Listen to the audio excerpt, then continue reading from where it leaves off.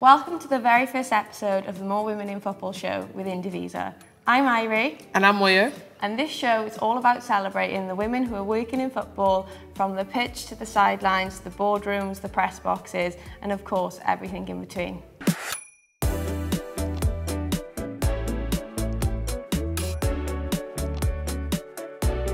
Joining us today is experienced sports writer, sports presenter and sports journalist Miriam Walker-Khan. Hello, thank you for having me. Hello. You've done, Football Focus, Match of the Day, Sky Sports. Has it been, touching on different areas and making sure that you're hitting the audience that you need to? My life growing up was all sport, so to be able to kind of give back a bit in storytelling, I think blows me away every day because yeah, when you don't expect to have a career like that and it just happens, obviously there was a lot of hard work, but it is crazy to be able to just do it as a job every day. I think I take it for granted. Listen, you started at BBC Sport as a trainee and you worked your way up. How's that been? A bit crazy, sometimes I have to pinch myself to think where I've worked and what I've done, but it's the best job in the world, so crazy in a good way. And you've also, paved it forward in a way by starting your own organisation, which is Brown Girl Sport. Do you know what? I just wanted to set it up to give people a bit of representation because South Asian women and girls in this country just aren't involved in conversations about sport most of the time. So I wanted to just show that we exist. There are actually a lot of us, and we do some cool things, and our stories are always interesting.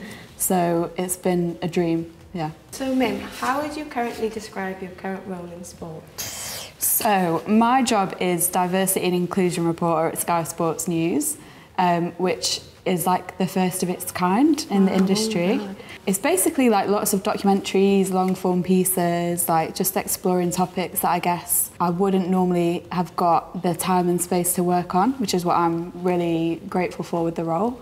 Did you always feel like you were going to do this sort of role, or did it just sort of end up being that? Yeah, I wanted to be an immigration lawyer, so I did English lit, English lit and French at uni, and then I was yeah, law is actually really boring. Yeah. No offence to lawyers. Valid. Athletics was my whole life growing up, and I was injured at uni. I've got a kidney disease, and it always kind of caused injuries, and when I was younger, it just kind of ruined my athletics a bit. And then my friend had an athletics-based website and was oh, would you want to write an article? And I was yeah. And then it just really escalated. It went from writing articles about people from my club, interviewing my brothers at the Northern Championships.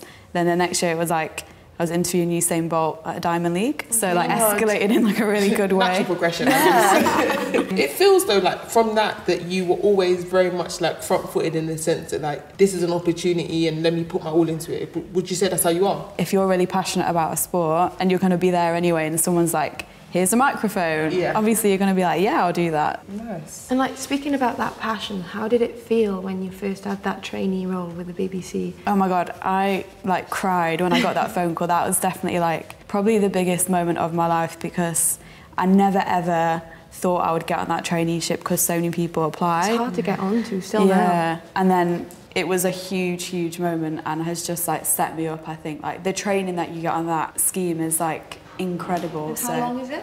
It's a year long, so you do written stuff, radio, TV, and then I was lucky enough to get a job after. So. And that set you up with a good foundation for your work with the BBC, and now we've said that you're with Sky Sports. What kind of barriers have you faced so far, if there's any? Just getting your voice heard sometimes, getting your ideas heard. Maybe not for me now, but especially when you're younger. You have to work harder, I think, as a woman anyway, and a woman of colour. I've been really lucky that I just collect mentors. I will just find people and be can you help me with this? Can you help me with this? For different skills.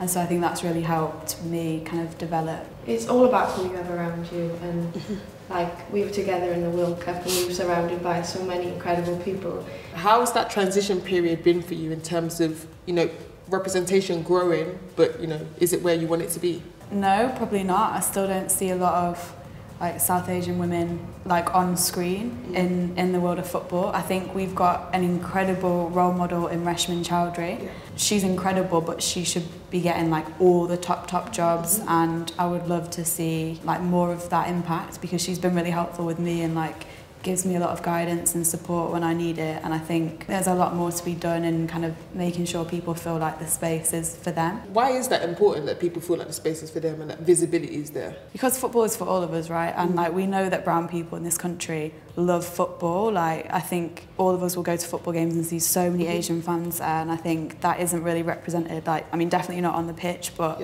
definitely not in other parts of the game. That's something that we can all think a bit more about and improve on. A huge part of your work is obviously telling these stories and giving that representation there. Why is it so important to you? I guess I'm just interested in telling those stories as a journalist because I don't think it's a breaking news story. Like obviously racism is everywhere in football, but it's always like, can we explore it a bit more? Can we explore like the effect of it? Like why it's happening? What are the structures that are allowing it to happen? And do you feel like there's been a moment in your career where you felt that impact? I was in a kebab shop in Manchester. It was like 4 a.m. after a night out, and this guy was like, "Did you make a documentary on Bennett like Beckham?" And I was like, "Yeah." And that is really cool, just to be like, okay, people actually do watch the stuff that I do. That wasn't where you were expecting to be praised for something. Yeah. That's great. Yeah. Is it hard for you to detach yourself from like, I'm making this content or like this piece for someone to receive, but also like I feel it and I get it as well? It's really hard sometimes. I think we're taught that we have to detach ourselves and be impartial, which you obviously do as a journalist, it's so important, but you also can use it. Like I've always used my experiences of racism in football to, I guess, empathise with people if I'm interviewing them about it. And I think that has really helped, and people value that and it makes them feel a bit more comfortable. So yeah, it is difficult, but I think a bit of a superpower in a way as well. So Mim, can you talk us through some of your most enjoyable moments whilst interviewing athletes? I was interviewing a guy, he's a Paralympic medalist in the long jump. He's called Lex Gillette for the BBC a couple of years ago, and I thought it was a TV piece. And we started the interview, it was on Zoom, and he was like, "Oh yeah, I can't turn my camera on Zoom." I was just like a bit nervous and flustered after that, and then I was like, what is the best thing about long jumping blind? Like, tell me about the feel, because I know what it feels like to long jump, but I obviously can't imagine what that feels like when you can't see. What he said was like poetry. It like gave me goosebumps. I actually like cried a bit, but I do that in a lot of interviews. And it was just incredible. And then I went back to my boss and I was like, can we get an animator? So it didn't go on telly, but we made this like beautiful like animation. And it was just like the best thing I've ever worked on because it was a moment for you as well. Yeah. Selfishly, like, it just was amazing to work on. So yeah. Wow, that's amazing. Love that one. So next we're going to be playing a game called Red, Yellow, Play On. And Mim, we're going to give you some scenarios that would happen in football, and then you've got to give us red, yellow, or play on. Yeah, pretend you're a ref. Yeah.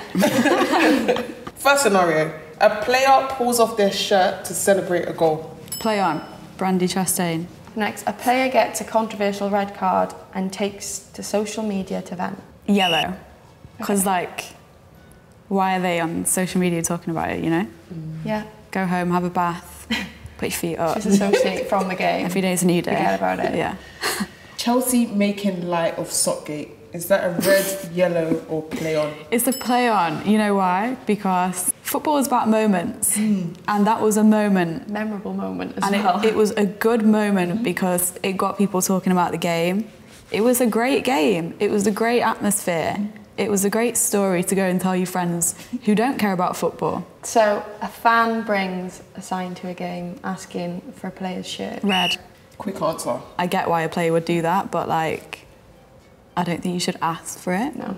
A goalkeeper takes a penalty kick. I think it depends, like, the context. I think it depends which goalkeeper it is and if they score it. Okay, so Because- three things. Because if you don't score, that's a red, Yeah. you know? But it depends who it is. Is there any keeper you're saying, yeah, you can definitely take it? I'm impartial, I would never comment on individuals, but I think it's a yellow actually. Just generally with Overall, all, yeah. yellow. It's not great, But but like, it's not. who am I to tell them, you know? We didn't know how much they practiced, Yeah. True. but you do have a full team of not goalkeepers. We have seen huge growth in the women's game, but obviously there are still things that we'd want to improve. Mims, this is an opportunity for you to, choose what you want, say what you're sick of seeing, what you want to see more of, and just, give you the floor, basically. One thing that I hate is when you're at a game and the stadium announcer pronounces like every name wrong on the team sheet.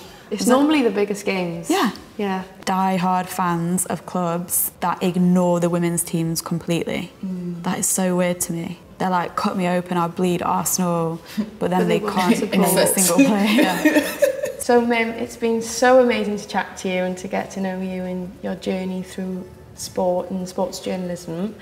What does the future hold for you? Well, I'll be spending summer like reporting on the Olympics and the Paralympics for Sky Sports. And is there one piece of advice you'd give to someone watching that either wants to, get into the same field as you? Yeah, I think it sounds a bit cliche, but honestly, just be yourself, because I think it's very easy to get in the world of sports journalism and try and fit into a mould, and if you don't, it's kind of isolating. But I think the older I've got, the more experienced I've got, the more I'm I'm just going to be myself, and not everyone will like that, but it's fine. Sometimes you just have to back yourself, and your interests are really important and your passions are always important. So yeah. Thanks so much to our first ever guest, Miriam, and thank you all for watching. We can't wait to share more of these inspiring stories of women who are working in sport and working in football. So please, if you or someone you know has a story that we should be telling, let us know, and we can't wait to share it.